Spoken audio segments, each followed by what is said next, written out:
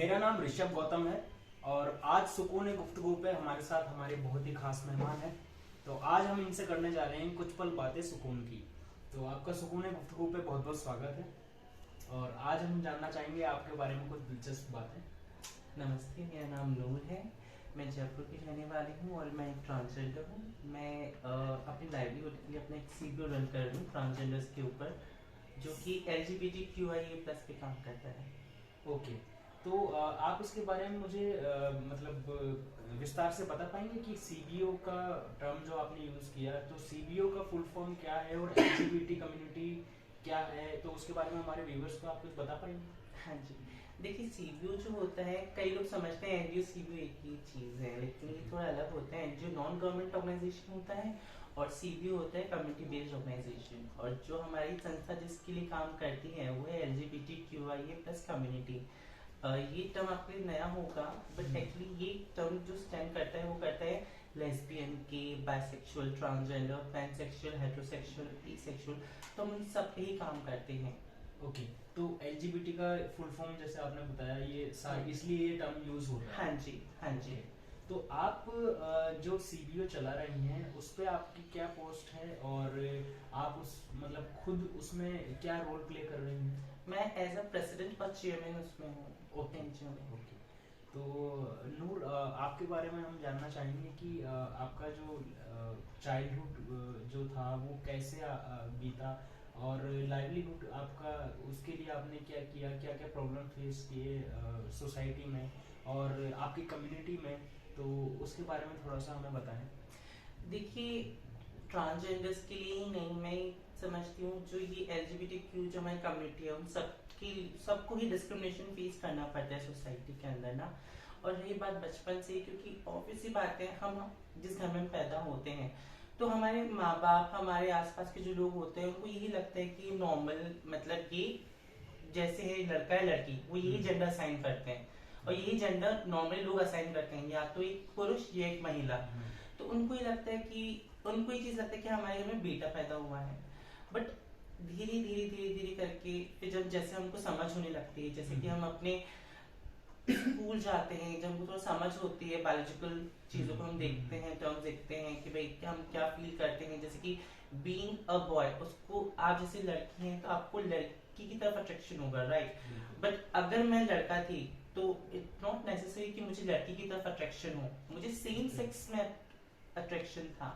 जो कि मैं मानती हूँ वो चीज बुरी है भी नहीं, हर किसी को अपनी हक है कैसे वो जीना चाहता है। तो जैसा आपने बताया कि जब छोटी थी तो आप आपका जो जन्म हुआ था वो एक मेल बॉडी में हुआ था, है ना? और आपकी फैमिली ने आपको नाम भी वही दिया था जो एक मेल का होता है।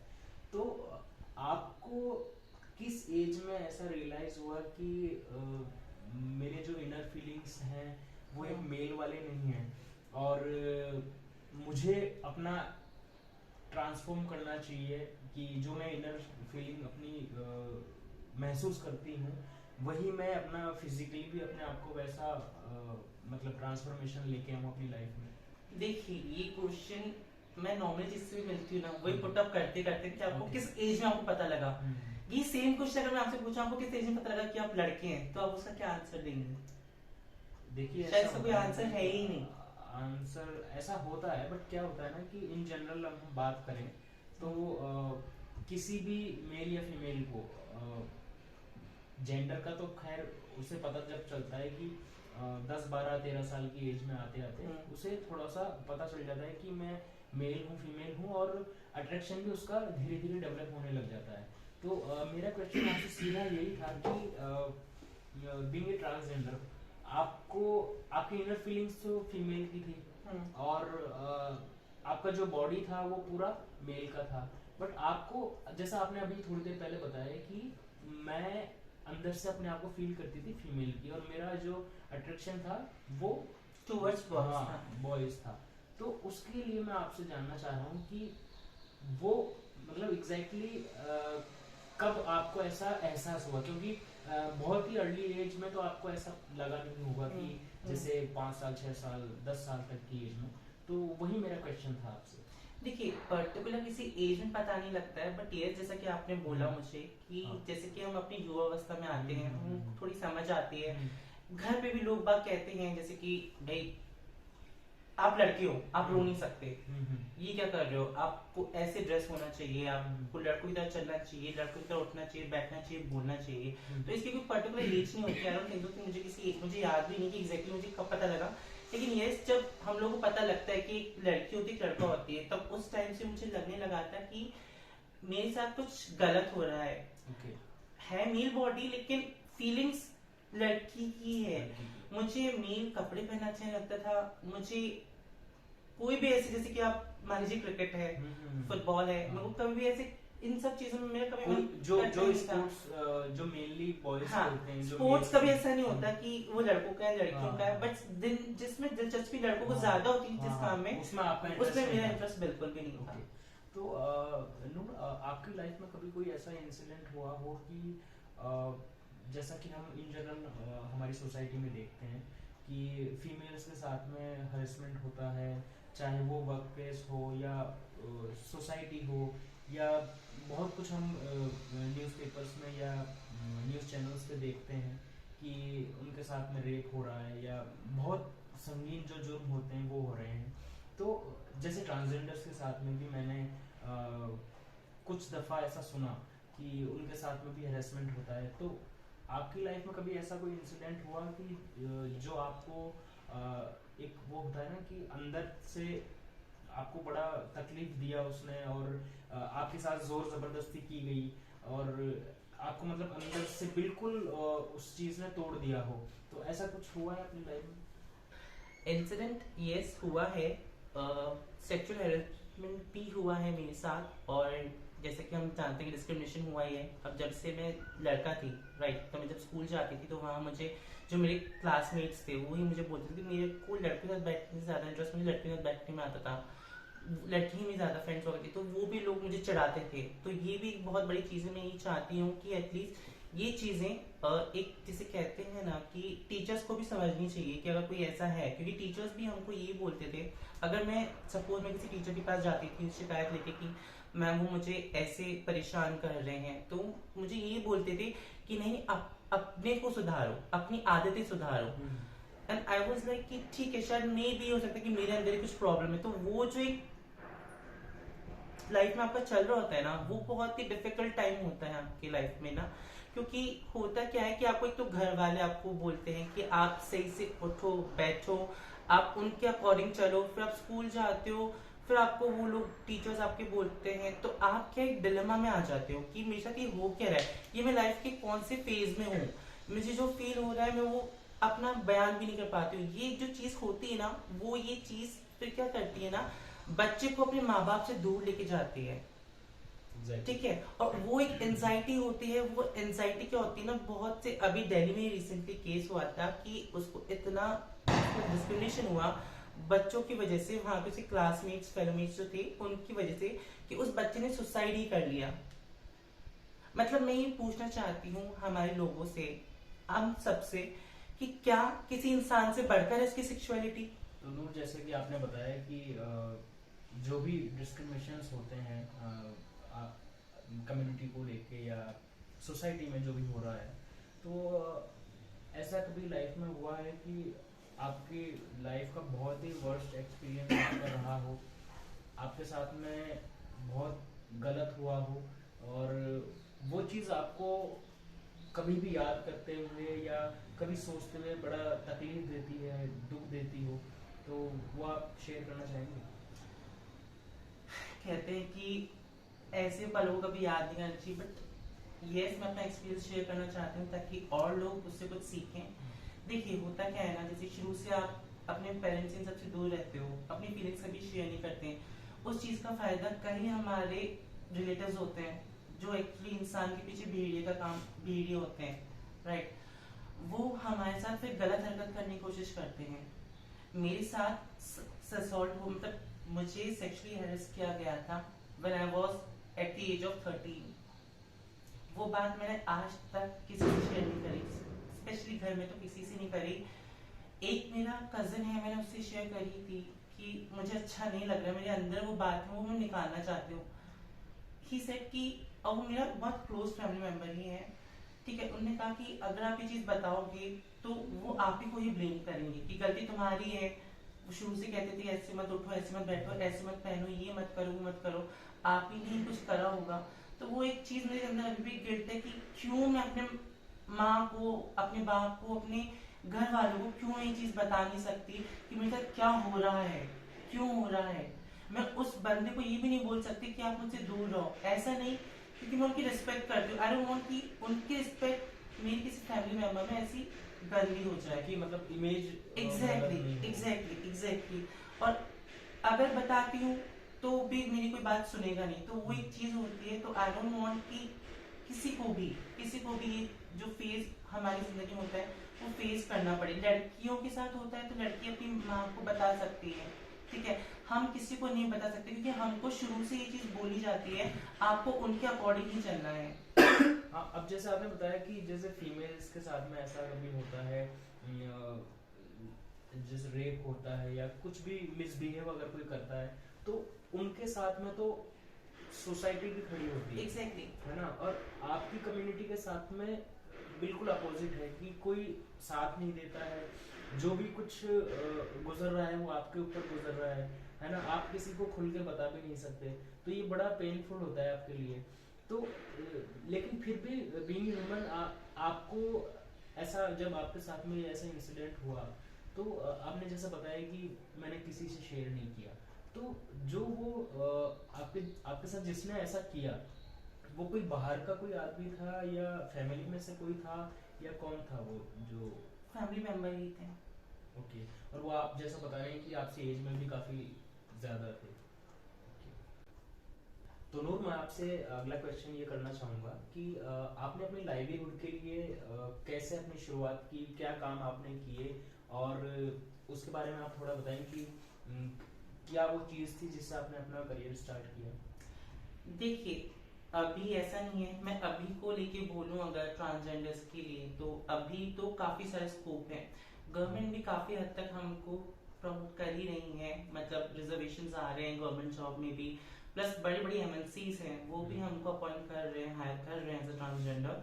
बट आज से अगर मैं बात करती हूँ, आज से 10 साल पहले की, या 10 ज़्यादा पीछे नहीं जाते, आज से 5 साल पहले की मैं बात करती हूँ, तो तब कुछ भी नहीं होता था। तब एक ट्रांसजेंडर के पास 3 ही ऑप्शन होते थे, आइदर बधाई, आइदर सेक्स वर्क, और आइदर मतलब ऐसे ही चुटपुट, जैसे कि सिग्नल्स पे आप देखते हैं, है ना, बेगिंग करना। एग्जैक्टली, तो वो चीज है। तो उस टाइम पे क्या हुआ था ना कि मुझे मेरी लाइवलीहुड के लिए, when I am from a very good family, right, but I can take support from my family. मैं ये बोल के अपने फैमिली वालों को नहीं बोल सकती थी कि प्लीज मुझे कुछ गलत लग रहा है, मुझे अपनी सर्जरी करवानी है, मुझे हार्मोनल ट्रीटमेंट्स की जरूरत है, कि आप उसके लिए मुझे पैसा दीजिए, क्योंकि वो पहले से शुरू से मुझे टोकते, तो वो कहाँ मुझे सपोर्ट करते। तो ऐसा इस टाइम पे, इस फेज में क्या होता है ना, कई ट्रांसजेंडर फिर वो जो इजीली अर्निंग वे होता है, राइट, सेक्स वर्क, वो उसको चूज करते हैं, राइट। वो ये देखते हैं कि हाँ भाई इससे मुझे पैसा अर्न हो रहा है और जल्दी अर्न हो रहा है, तो आई कैन लाइक जो सर्जरी का जो पूरा प्रोसीजर है वो मैं कर सकती हूँ आगे। बट उनको उनके कॉन्सिक्वेंसेस नहीं पता। लाइक ठीक है, मैं जब करती थी सेक्स वर्क, मैंने एक इंसिडेंट है, मेरी एक बहुत अच्छी फ्रेंड थी, राइट, तो मैं एक्चुअली याद भी नहीं करना चाहती उस चीज को, but I want to share something with my community members, कि हम शौक में चंद पैसों के जो काम हम करते हैं, वो एक्चुअली क्या होता है ना, वो आगे चल के हमको बहुत परेशानी होती है उस चीज से। आपको पता होगा कि HIV के बारे में आप शायद जानते हैं। बिल्कुल।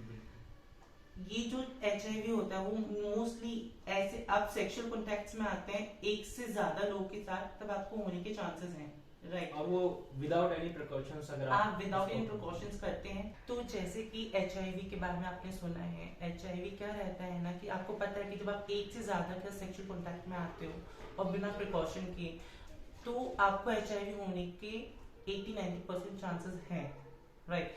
और कई बार जब आप सेक्स वर्क करते हो तो काफी ऐसे क्लाइंट्स आते हैं जो कि बोलते हैं हम विदाउट प्रिकॉशन करेंगे, कुछ चंद रुपए, हम उस चंद रुपए पाते हैं, हम उनसे विदाउट प्रिकॉशंस कर भी लेते हैं।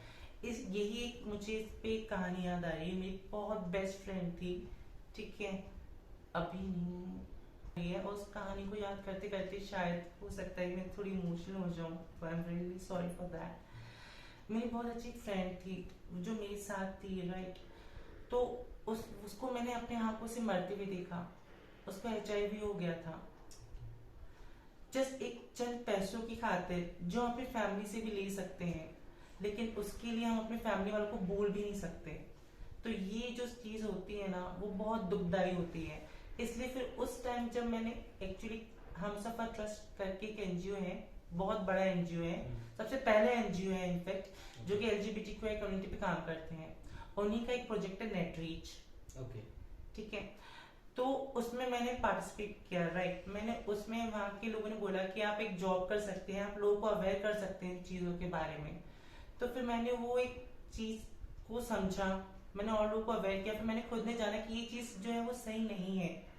तो नूर, मैं आपको बीच में इंटरप्ट कर रहा हूँ। मैं आपसे ये जानना चाहूँगा, आप जो सेक्स वर्क कर रही थी, तो आपने ये इस फेज में आप कितने टाइम तक रहे, और आपको ऐसा कब रियलाइज हुआ कि मुझे अब ये नहीं करना चाहिए और मुझे यहाँ से मूव ऑन करके एक लाइफ की जर्नी को दोबारा स्टार्ट करना चाहिए, कि और इन सब चीज़ों से मुझे दूर हो जाना चाहिए? तो वो आप थोड़ा सा बताएं। वो एग्जैक्टली तो मुझे तभी रियलाइज हो गया था जब मैंने अपनी फ्रेंड को उस हालत में देखा।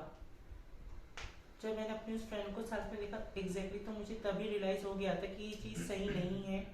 हो सकता है माइट बी मैं भी कुछ दिन बाद मेरे को भी ऐसा कुछ हो सकता है, या फिर मेरी जिंदगी लाइफ खत्म हो सकती है। तब मैंने ये चीज सोची कि क्यों ना मैं आगे बढ़ूं, लोगों को इस चीज के लिए अवेयर करूं, खासकर अपनी कम्युनिटी को जो और ट्रांसजेंडर सेक्स वर्क कर रही हैं उनको, और आगे तक ये बात लेके जाऊं। क्योंकि अभी तक बहुत कम लोग जानते हैं कि HIV का जो कारण होता है, ठीक वो है, मेनली वही होता है। वो मेनली वही होता है। आप जब मल्टीपल पार्टनर्स रखते हैं, वो ही एक मेन कारण होता है HIV का। तो अभी उस टाइम ऐसा नहीं था, उस टाइम कोई भी कंपनीज हायर नहीं करती थी ट्रांसजेंडर्स को। पर अभी बाय गॉड ग्रेस अभी काफी सारी ऐसी कंपनीज हैं जो कि ट्रांसजेंडर्स को हायर करती हैं, उनको जॉब देते हैं। गवर्नमेंट भी काफी सारे रिजर्वेशन निकाल रहे हैं और भी जो गवर्नमेंट जॉब्स हैं, तो अब उनके पास ऑप्शन है। तो अब मैं यही चाहती हूँ कि कोई भी ट्रांसजेंडर वो काम छोड़ के एटलीस्ट, ये मैं ये नहीं कह रही वो काम गंदा है, देखिए वो जो काम रहता है ना, एक प्रोस्टिट्यूट भी अगर ये काम करती है तो मजबूरी में करती है। हमारे पास जब ऑप्शन है तो हम उस मजबूरी को चूज ना करें। मैं आपसे ये जानना चाहूँगा कि ड्यूरिंग द सेक्स वर्क जब आप थे, तो उस टाइम आपको कैसे कैसे लोग मिलते थे? और होता है ना कि एक प्रोस्टिट्यूट को भी बड़ा जो एक्सपीरियंस होता है वो अच्छा नहीं होता है। ज़्यादातर वो अपना लाइवलीहुड के लिए वो काम करते हैं, बट ये होता है कि कभी कभी कुछ क्लाइंट्स होते हैं वो बहुत ज़्यादा उनसे मिसबिहेव करते हैं और प्रेशराइज करते हैं। तो ऐसा आपके साथ उस दौरान हुआ जब आप ये सब कर रहे थे? देखिए, जब हम प्रोस्टिट्यूट्स के बारे में सोचते हैं तो हम ये सोचते हैं यार ये कैसे काम करते हैं, बस और भी ऑप्शंस होंगे, तो why they choose such things, right.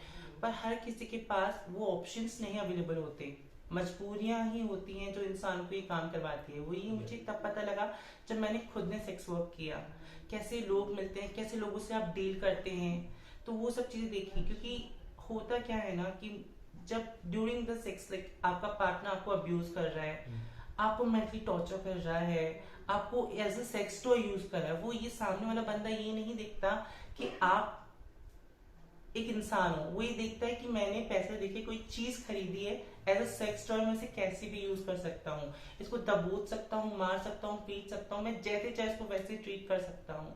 तो वो जो एक लाइफ मैंने जी है, एंड मैं उस चीज के लिए कोई रिग्रेट फील नहीं करती, थैंक गॉड मैंने जी। एटलीस्ट मुझे पता है कि किसका क्या दुख दर्द होता होगा, खास तौर पे प्रोस्टिट्यूट्स का।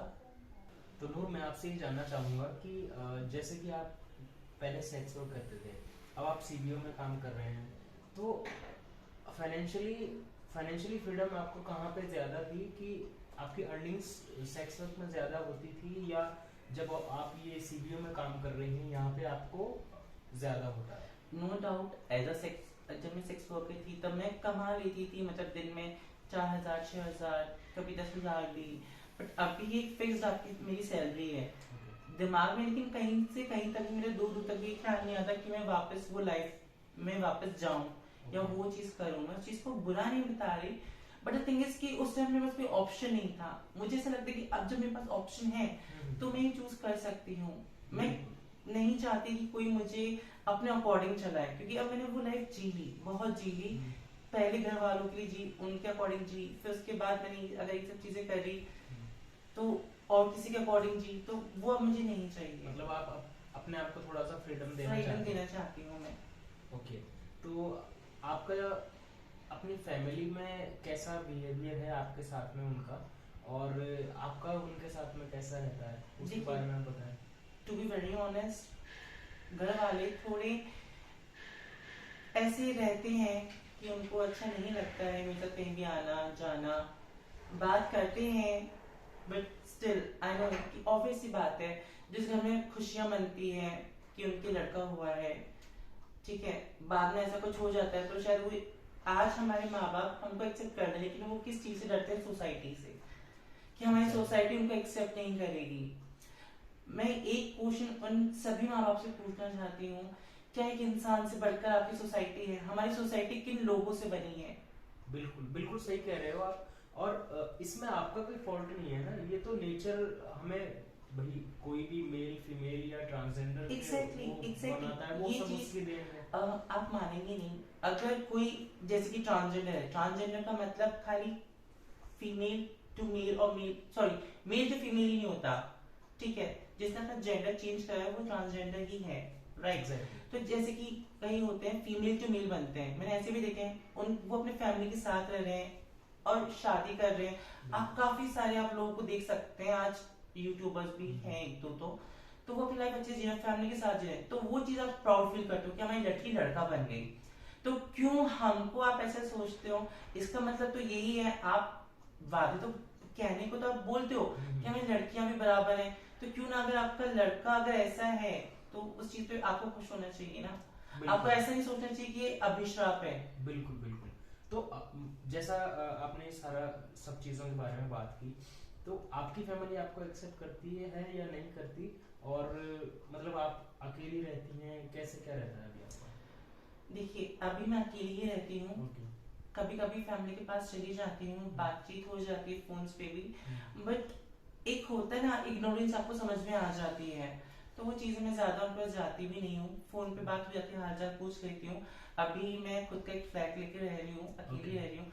वो लोग भी कभी कभी जब उनको मिलने का मन होता है मुझसे, वो आ जाते हैं मुझे मिलने, बट स्टिल कभी कभी ऐसा फील होता है कि जब मैं देखती हूँ काफी फेस्टिवल्स, दिवाली होती है, होली होती है, अब सब लोग अपने साथ मना रहे होते हैं, पर तो मैं अकेली। आप उस टाइम ऐसा फील करते हैं कि बहुत ज्यादा, बहुत ज्यादा। तो नूर, आपसे अब नेक्स्ट क्वेश्चन मेरा ये है कि आप बीइंग ए ट्रांसजेंडर, आपकी जो कम्युनिटी है, तो उसके लिए आपके कोई सजेशंस हो कि उसमें क्या कुछ चेंजेस होने चाहिए, और उनको आपस में जो भी ट्रांसजेंडर्स हैं उनमें कैसा बिहेवियर होना चाहिए, उनकी जो कम्युनिटी है, कम्युनिटी को किस तरह से सोसाइटी के सामने आना चाहिए, तो उसके बारे में आप थोड़े से विचार अपने बताएं। देखिए, मैं किसी को कोई सजेशन देना सही नहीं समझूंगी, हर इंसान अपने हिसाब से जीता है, बट हाँ मैं कोशिश ये करती हूँ, मैं ये बोलना चाहूंगी अपने कम्युनिटी को कि कभी डर के और दब के ना रहें, जो है आप सामने आए। आप ये मत सोचिए कि आपका बाद में क्या आपके लोग सोचेंगे, क्योंकि मैटर आप करते हो। चेंजेस सोसाइटी में आने जरूरी हैं, सोसाइटी के लोगों के थॉट्स में आने जरूरी हैं। एक तरफ आप किन्नरों को इतना मान देते हैं, सम्मान देते हैं, वो बहुत अच्छी बात है, लेकिन अगर कोई एक किन्नर आपके घर में हो जाता है, आप उसको छोड़ देते हैं, वो चीज कितनी गलत है। ये एक जो ये दोगलापन है ना समाज में, वो चीज नहीं होनी चाहिए।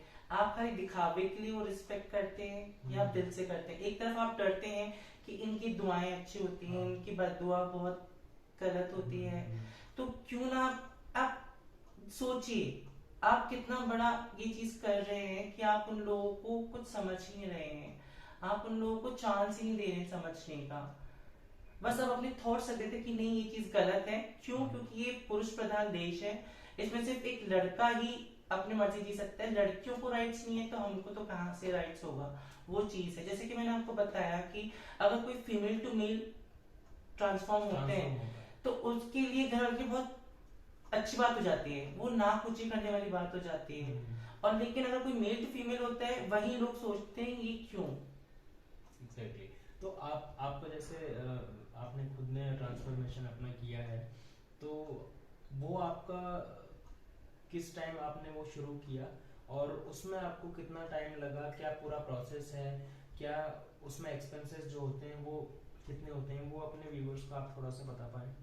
देखिए जो प्रोसीजर होता है, जो जर्नी होती है ट्रांसफॉर्मेशन की, ये बहुत लंबी होती है।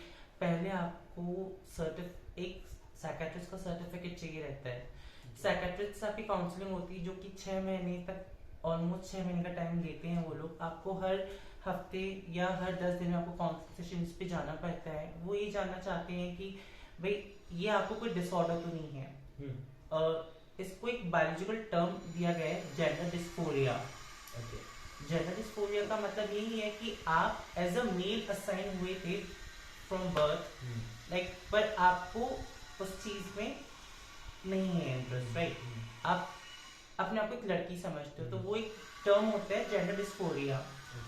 तो वो फिर जब आपको जेंडर डिस्फोरिया का सर्टिफिकेट देते हैं, फिर आप जाते हैं हार्मोनल ट्रीटमेंट पे, जो कि एंड्रोकोलॉजिस्ट होते हैं डॉक्टर्स। आपने सुना होगा थायराइड और डायबिटीज के डॉक्टर होते हैं। फिर उनसे हमारा हार्मोनल ट्रीटमेंट चलता है, वो भी कम से कम 3 साल तक चलता है। जो हम हार्मोन्स पे होते हैं उसमें हमारे टेस्टिकल रिड्यूस होते हैं, मतलब टेस्टोस्टेरोन जो प्रोड्यूस होता है वो लेस सप्रेस हो जाता है, और फीमेल हार्मोन्स हम लोग इनटेक करते हैं थ्रू मेडिसिन। ओके। तो उसमें और फिर जो सर्जरी, जो आपका पूरा प्रोसेस है सर्जरी का, तो उसमें जैसे जो ब्रेस्ट होता है या जो फीमेल का जो भी इंटरनल ऑर्गन्स होते हैं वो होते हैं, तो वो मतलब कितना टाइम लगता है वो पूरा डेवलप होने में? देखिए होता क्या है ना कि जब हार्मोन्स पे होते हो तो जैसे प्यूबर्टी आती है नॉर्मल लड़कियों में लड़कों में, ठीक है, लड़कियों से प्यूबर्टी आती है, धीरे धीरे करके उनके ब्रेस्ट में फायदा आता है, राइट। तो वही चीज हमारे साथ होती है। और फिर रही बात बॉटम सर्जरी की, तो बॉटम सर्जरी जब आप हार्मोनल ट्रीटमेंट पे होते हो उसके 3 साल बाद आपका डॉक्टर सर्टिफिकेट देता है, उसके बाद ही आप सर्जरी करवा सकते हो। ओके। तो क्योंकि आपकी इंटरनल बॉडी भी वैसी होनी चाहिए।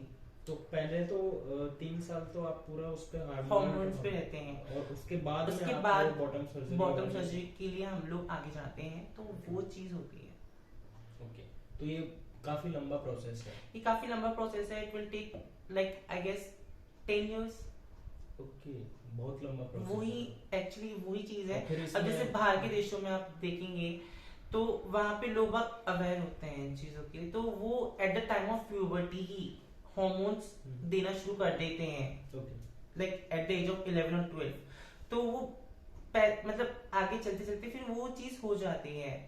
मतलब इतना टाइम लगता है। अब हमको पता ही किस साल की उम्र में चलेगा, फिर हम हार्मोन्स पे जाएंगे, ट्रीटमेंट्स लेंगे, ये सब सर्जरी है, तो होते होते वही 30-35 साल बहुत टाइम टेकिंग प्रोसेस हो जाता है। और इसमें आपका जो एक्सपेंसेस है वो भी काफी ज्यादा होते हैं। एक्सपेंसेस भी काफी होते हैं। आपकी डॉक्टर की कंसल्टेशन फीस लगती है, प्लस आपकी मेडिसिन की फीस लगती है, फिर सर्जरीज की भी फीस जो आपकी होती है। ओवरऑल जैसे मैं आपसे जानना चाहूँ कि इसमें ऑलमोस्ट सारी चीजों को मिला के फ्रॉम बिगिनिंग टू एंड, तो कितना अप्रोक्स इसमें लगता होगा? देखिए लगने को इसमें आपका 5 लाख भी लगता है, लगने को आपका 10 लाख भी लग सकता है। वो वेरी करते हैं कि आप कहाँ से करवा रहे हो, किन डॉक्टर से करवा रहे हो, क्योंकि इसमें एक तो सर्जरीज इसमें ऐसी होती हैं वो आप पे डिपेंड करती है कि आप करवाते हो या नहीं करवाते। जैसे कि फेशियल फेस फेमिनाइजेशन होता है, FFS सर्जरी होती है, वो नॉर्मली फेस की सर्जरी होती है, क्योंकि एज अ मेल आपका फेस अलग होता है और लड़कियों का फेस अलग होता है। तो उसमें जॉ रिडक्शन होता है, फोरहेड रिडक्शन होता है, चीक्स इम्प्लांट होते हैं, ठीक है, आपके लिप्स का होता है, तो वो चीजें होती हैं। तो वो एक ट्रांसजेंडर पे डिपेंड करता है कि उसको ये करवाना है नहीं करवाना। बाकी बेसिकली 2 ही सर्जरी होती है, टॉप सर्जरी और bottom surgery, which is breast implant. Top surgery is breast implant. तो उसमें वेरी करता है सिलिकॉन टू सिलिकॉन कि आप कौन सा सिलिकॉन प्लांट आप डलवाते हो। ओके। तो थैंक यू नूर, आपने ये सारी जानकारी हमारे साथ शेयर की। तो हमारी बेस्ट विशेष आपके साथ में हमेशा है, और आप ऐसे ही पॉजिटिव बने रहिए, और हम उम्मीद करते हैं कि आप अपनी लाइफ में जो भी अच्छा काम कर रहे हैं, जो चाहते हैं अपनी लाइफ में, वो आपको ज़रूर मिले। तो थैंक यू सो मच हमारे साथ सुकून गुफ्तगू पे बने रहने के लिए। और ये मेरे लिए और हमारी टीम के लिए बहुत ही एक अच्छा एक्सपीरियंस रहा आपसे बात करने का, और काफ़ी कुछ चीज़ें जानने को हमें मिली आपकी कम्युनिटी के बारे में, आपकी होल जर्नी जो रही ट्रांसफॉर्मेशन की। और ये मैं भी आप सबको थैंक यू कहना चाहूँगी, the entire team, specially Rishabh, आपको, अंकित, जिन्होंने इनिशिएटिव लिया हमारी कम्युनिटी की बातें आगे तक सोसाइटी तक रखने का। मैं ये चाहती हूँ कि आगे सोसाइटी भी हम लोगों को देखे और हमको इक्वल ना खाली राइट्स दे, बट हमको इक्वल रिस्पेक्ट भी दे जो आप और नॉर्मल इंसानों को देते हैं। बस मैं यही आप सबसे हाथ जोड़ के विनती करती हूँ कि जितना हो सके वीडियो को प्लीज शेयर कीजिए, ताकि आगे तक हमारी बात जाए, लोग समझें, और कोई भी दिल्ली में जो राहुल तक जो केस हुआ था वो फिर कभी वो केस दोहराया ना जाए, कभी कोई इंसान सुसाइड ना करे, कोई एंजाइटी किसी को फेस ना करनी पड़े। Thank you.